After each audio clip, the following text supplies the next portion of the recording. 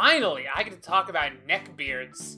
Or should I say INTPs? This type has been suggested by, well, multiple people, but here's the last two that suggested it. If you'd like to help me pick what type to cover next, comment down below. So let's get started. They're logical. I mean, they're thinkers, so that makes sense. INTPs like to dissect things. Well, not really things, more like ideas. When they hear something, they think about it and take it apart in their mind. But sometimes to dissect ideas, you need to dissect things. So no frog is safe. When it comes to dissecting ideas, they tend to like to do it alone. They don't need your illogical feelings getting in the way. INTPs prefer to teach themselves. They're basically self-taught in every way they can be. Sure, some things they need to learn from formal instruction, but if they can learn something from a YouTube video with a bag of chips, they will. Like other intuitives, INTPs aren't that fond of details. They learn for fun. Utility, what's that? Ideas for the sake of ideas is the INTP's bread and butter.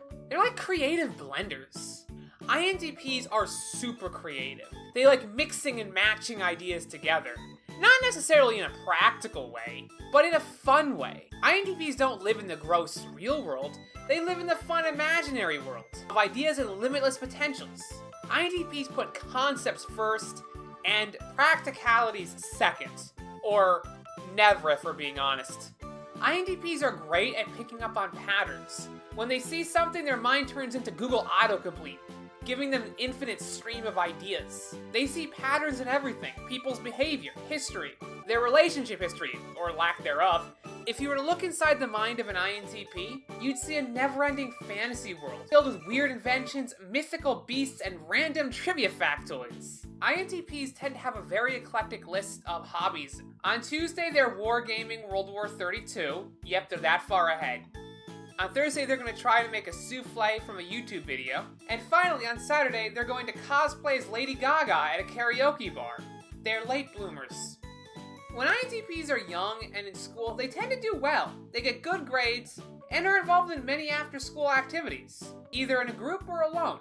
But once they become adults, they find out that their early succeeds were more of a fake bloom. All those fun skills they developed seem useless. Who would have guessed cup stacking wouldn't surpass soccer as the #1 world sport? That would make the World Cup actually make sense. INTPs tend to have big dreams and aspirations, but they can lose that motivation.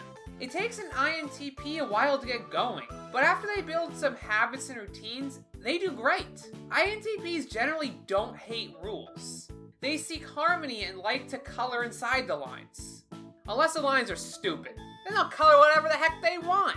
INTPs can develop into charming characters too. Their strong analytical powers and empathy make them quite likable. Emotional bots.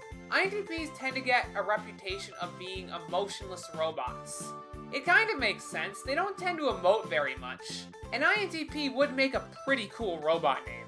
INTPs have a strong love of logic, and they want others to be just as logical as they are. It's almost like their religion. But INTPs aren't that pushy, so don't expect them to stop at your door with a copy of Logic for Dummies. INTPs are pretty fun too. They may be robots, but they're the robot you play against in Mario Kart, so they're fun robots. With their overthinking minds, INTPs can notice and make all kinds of fun random observations. So you probably won't get bored of talking to an INTP once they open up to you. And when they do, INTPs are really sweet and caring. You know what type's surprisingly similar to INTPs? ISFJs! Check out the video here. I've been TrebleKnight, thank you guys for watching, and I'll catch you guys all next time.